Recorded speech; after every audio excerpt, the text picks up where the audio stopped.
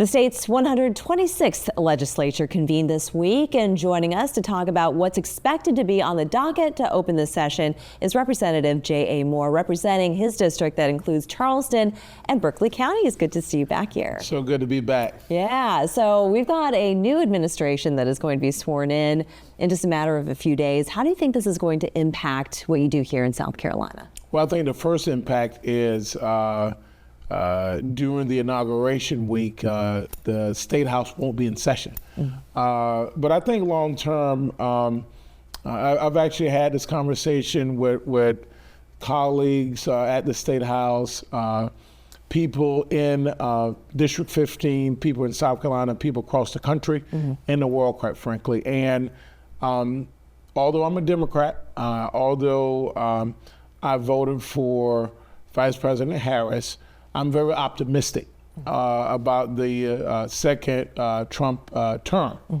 And the reason for that is that I'm a true patriot, and I strongly believe in bipartisanship and also government accountability. So I'm optimistic about the future. I'm gonna do my part It's wonderful as a state legislator. I think people, they felt things were so polarized for so long, so they're hoping for that reaching across the aisle bipartisanship. What are some of your top priorities in terms of legislation that you want to get passed, considering that we've got 2 years to get those bills passed? What's important to you this time around? Well, I mean, the main focus that I have, and I want to thank Chairman Bradley for this newly appointed committee that we have at the State House dealing with AI, cybersecurity, and privacy.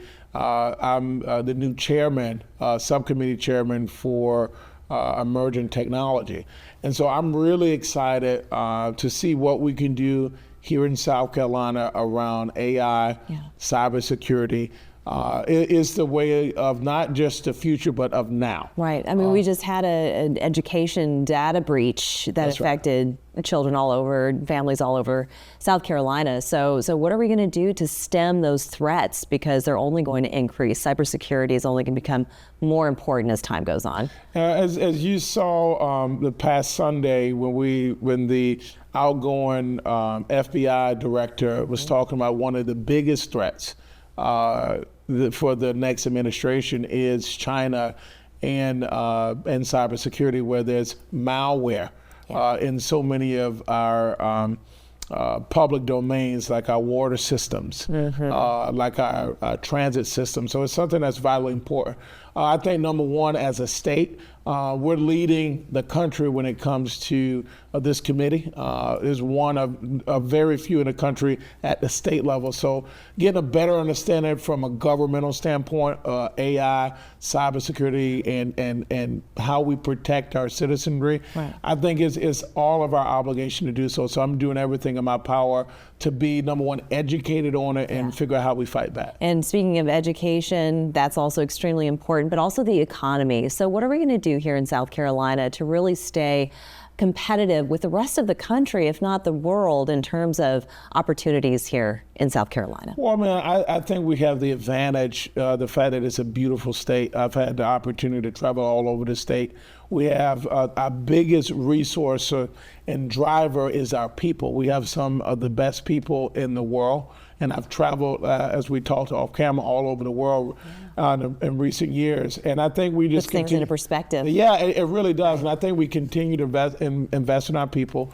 We have to continue to work on our infrastructure. We have to make sure that our infrastructure can maintain and develop as we develop industries in South Carolina. That's important. We got to work on our infrastructure. We got to work on our waterways. We got to work on our bridges and roads and invest in that. We have to do it. It's important. Absolutely.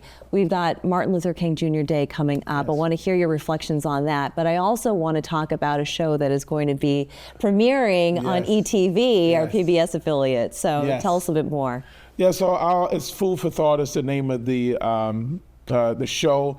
Me and my co-host Jeff Bradley, he's a Republican out of Hilton Head. I'm a Democrat out of Charleston. He's in his 60s, I'm in my 30s. I'm African American, he's white, and what the show focuses on is the fact that I've been in the food and beverage industry for over 20 years. I've been in politics now for about 7 years. And what I found is that through the concept of having a meal with a person, having a beverage with a person, or cooking and collaborating, you can break down barriers. Absolutely. Breaking bread and barriers is the thought process behind it.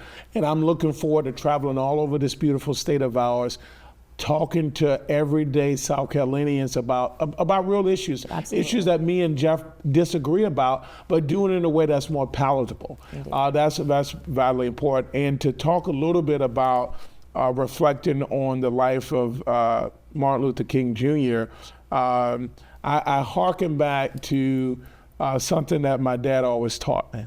My dad always taught me that progress doesn't come because you wish for it. Progress comes because you work for it. I love that. And I'm always reminded about the work that people like Martin Luther King did, people like Satima Clark did, so many people here in the Low Country and across the country did for equality. So I'm always reflective on that, not just on the anniversary of his birth, but every day.